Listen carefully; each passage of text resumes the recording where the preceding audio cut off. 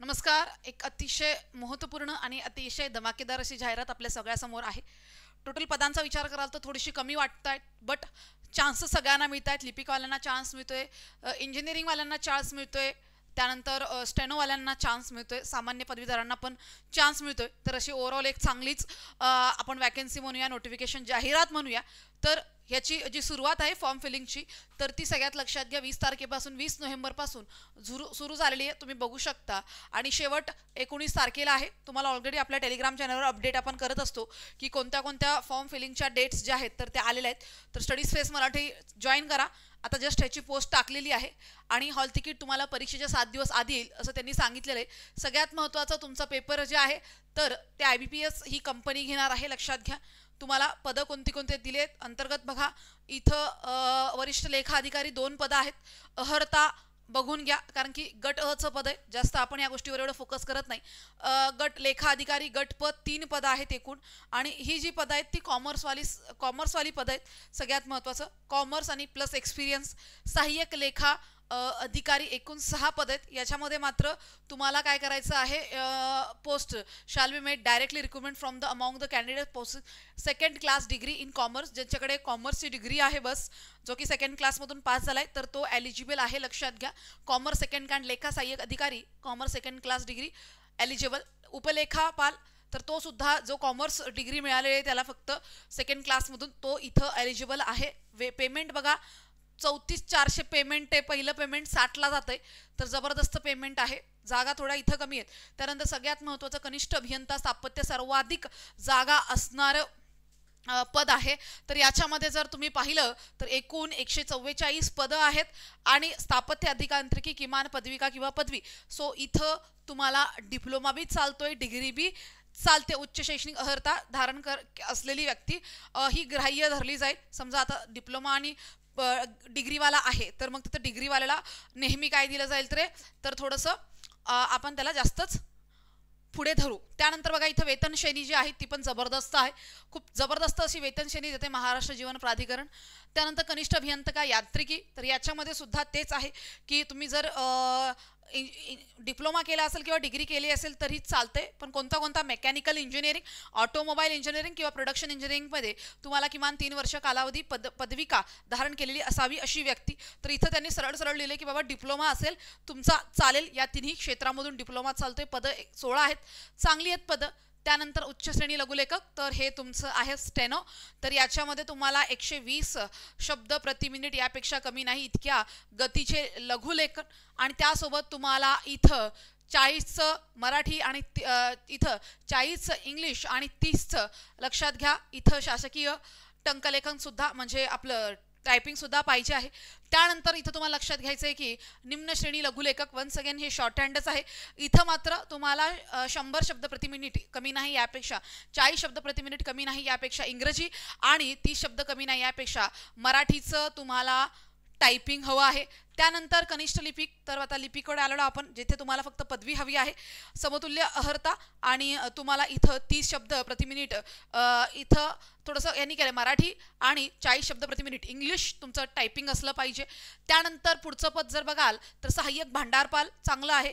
तर इथं कोणतीही पदवी म्हणजे माध्यमिक शाळांचं पदवीपत्र कोणतीही पदवी इथं नाही सांगितली, फक्त तुम्ही इथं 12वी पास असाल तरीही चालते.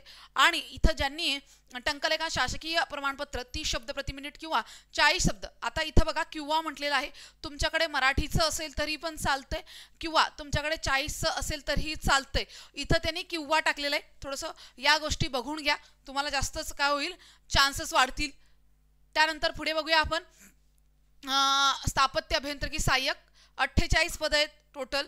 राज्य माध्यमिक व उच्च माध्यमिक शाळा शिक्षण मंडळाकडून घेण्यात येणारी माध्यमिक शाळांत परीक्षापत्र तुम्ही उत्तीर्ण हवं. स्थापत्य अभियांत्रिकी 12वी उत्तीर्ण हवं. 10वी 12वी उत्तीर्ण, 10वी असेल उत्तीर्ण तर तुमची पदवी किंवा स्थापत्य अभियांत्रिका पदविका म्हणजेच डिप्लोमा किंवा तिला समकक्ष अर्हता उत्तीर्ण असेल तरी चालतं. तर बघा इथं तुम्ही 10वी जरी असाल आणि तुम्ही डिप्लोमा केलाय तरी तुम्ही एलिजिबल आहात. तर प्रत्येक पदासाठी त्यांनी वेगवेगळा क्रायटेरिया दिलाय. तर तो क्रायटेरिया बघा, तुम्ही कोणत्या क्रायटेरियामध्ये फिट बसताय ते चेक करून घ्या. एकदा वाटलं तर प्रत्येक पदाचा क्रायटेरिया जो आहे तर अहर्ता म्हणून आपल्या स्टडी स्पेस मराठीच्या टेलिग्राम चॅनलवर टाकून देते. प्रत्येक पदाचा स्क्रीनशॉट मारून अहर्ता ही स्टडी स्पेस मराठीवर टाकून देते. तुम्ही खाली आपल्या कमेंट बॉक्समध्ये सगळ्या लिंक्स असतील टेलिग्रामच्या, तर तिथून टेलिग्राम जॉईन करा आणि तिथं एकदा जाऊन परत एकदा क्लिअर बघा. कारण की गोष्टी जेव्हा सांगत असतो तुम्हाला त्या वन शॉटमध्ये किंवा एकदाच कळतील असं नाही आहे. तुम्ही स्वतः एकदा जाऊन बघा. प्रत्येक पदाची जी अहर्ता आहे स्वतः जाऊन बघायचं आहे. कळलं? चला पुढे आपण आता थोडंसं, हे काय एवढं महत्त्वाचं नाही आहे, एवढं जास्त महत्त्वाचंच नाही आहे. डायरेक्टली आपल्याला जायचं आहे परीक्षा पद्धतीवर, की तुमचा पेपर कोणत्या पॅटर्नमध्ये असणार आहे, प्रश्नांचं आणि गुणांचं डिवायडेशन कसं असणार आहे त्याच्याकडे जायचं आहे. हे बघा पुढे बघूया आपण. इथं तुम्हाला सगळं डिटेलमध्ये दिलेलं आहे. आरक्षण कसं असणार आहे, माजी सैनिकांचं आरक्षण कसं असणार आहे, प्रमाणपत्र, पदवीधर वगैरे, अंशकालीन, हे सगळं तुम्हाला, महिला आरक्षण कसं असणार आहे. तर एकूण एक जाहिरात चांगली आहे, थोडीशी पदं कमी आहेत. IBPS तुमचा पेपर घेणार आहे, त्यांनी क्लिअर कट याच्यामध्ये मेन्शन केलेलं आहे की बाबा IBPS ही कंपनी तुमचा काय घेईल, पेपर घेईल. तर आता त्याच्यामध्ये काय वादच नाही आहे की पेपर कोण घेईल वगैरे वगैरे. चला, अशी ही जाहिरात आहे. पूर्ण 40 पानाची जाहिरात आहे. तुम्हाला पण वाचून घ्यायची आहे तर एकदा थोडंसं नजर मारून घ्या. कारण की जेवढं स्वतः वाचाल तेवढं तुम्हाला जास्त समजणार आहे.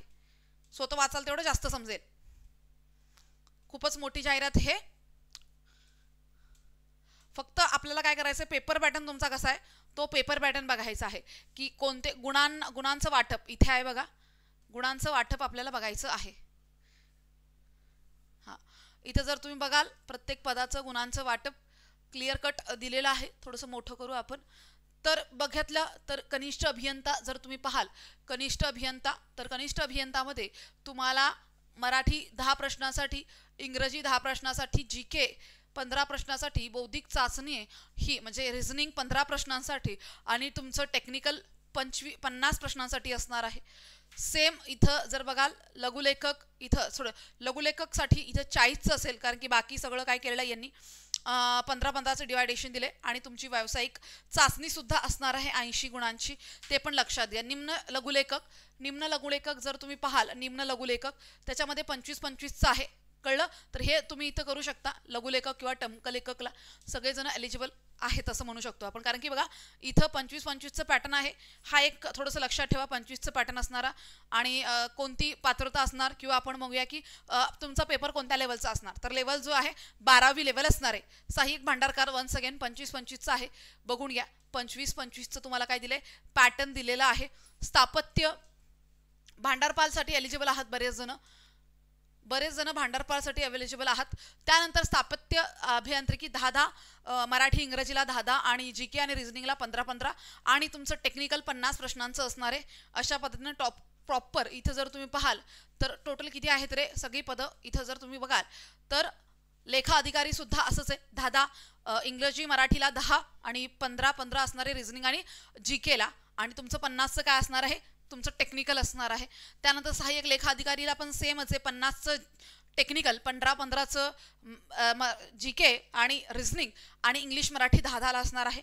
सेम इथं पण तुम्हाला तेच लागू होताना दिसतंय की 10-10चं काय असणार आहे, इंग्रजी मराठी सगळ्यांना. इथं या सगळ्या पदांना, वरच्या 5ही पदांना, 5 ते 6 पदांना, कनिष्ठ अभियंतापर्यंत सगळ्यांना सेम आहे. 10 प्रश्नांना मराठी, 10 प्रश्नांना इंग्रजी, 15 प्रश्नांना GK आणि 15 प्रश्नांना रिझनिंग आणि बाकीच्या 50 प्रश्नांना तुम्हाला तुमचं टेक्निकल नॉलेज विचारलं जाईल. भांडारपाल असेल हे लक्षात घ्या. इथं जर तुम्ही बघाल भांडारपाल असेल आणि त्यानंतर निम्न लघुलेखक असेल तर त्याला 15-15चं डिवायडेशन आहे, भांडारपालला 25-25चं डिवायडेशन आहे. हे तुम्हाला इथं लक्षात घ्यायचं आहे. या पदांसाठी तुम्ही नक्की प्रयत्न जे आहे तर ते करू शकता. तर एलिजिबिलिटी आपण पाहिलेली आहे. पगार त्यांचा त्याच एलिजिबिलिटी तुम्हाला दिसतोय. एक्झाम तुमची कम्प्युटर बेस्ड होणार आहे. नॉर्मलायझेशन होणार आहे, लक्षात घ्या. नॉर्मलायझेशन कारण की शिफ्टमध्ये हा पेपर होणार आहे. वयोमर्यादा तुम्हाला याच्यामध्ये मेन्शन आहे. ओपननुसार तुमची वयोमर्यादा जी आहे तर ती तुम्हाला काय करायची, बघून घ्यायची. लहान कुटुंबाचं प्रमाणपत्र ते तुमच्या जेव्हा तुमची फॉर्म तुम्ही भरत असता तिथंच एक फाईल असते, तिथूनच डाउनलोड करून घ्यायचं, प्रिंट करायचं, भरायचं आणि परत त्याचा फोटो काढून ते अपलोड करायचं असते. अशी ही संपूर्ण जाहिरात आहे. टेलिग्रामवर आपल्या परत एकदा ही जाहिरात जी आहे तर ती मी टाकून देते. तर तुम्ही एकदा स्वतःहून बघून घ्या. आणि पात्रतेचे जे निकष आहेत तर ते पात्रता मी काय करते परत एकदा त्याचा फोटो काढते प्रत्येक पदाचा आणि टेलिग्रामवर टाकून देते. तर IBPS पॅटर्नने तुम्हाला अभ्यास करायचा आहे. तुम्हाला परीक्षेला 5 ऑप्शन्स असणार आहेत. आपल्याकडे कोणत्याच परीक्षेमध्ये 5 ऑप्शन नसतात, सगळीकडे 4 ऑप्शनचा आपला पेपर असतो, बट इथं 5 ऑप्शन्स असणार. तर आपल्याला आता 5 ऑप्शननुसार पुढे जायचं आहे की हां, आपल्याला जर 5 ऑप्शन येतात, तयारी पण आपण 5 ऑप्शनची केली पाहिजे, तरच पेपरमध्ये गेल्यावर कॉन्फिडन्स लूज होणार नाही. थोडंसं गोष्टी बघितल्यावानी वाटतील आणि तुम्ही जरा सोप्या पद्धतीने तिच्याकडे बघाल. नाहीतर अचानकच तुमच्यासमोर आलं तर तुम्ही थोडंसं अवघडून जाल. तर तसं नाही करायचं. आपण पण लवकरात लवकर 5 ऑप्शन घेऊन येऊन GK तुमच्या समोर घेऊन येणार आहोत लवकरात लवकर.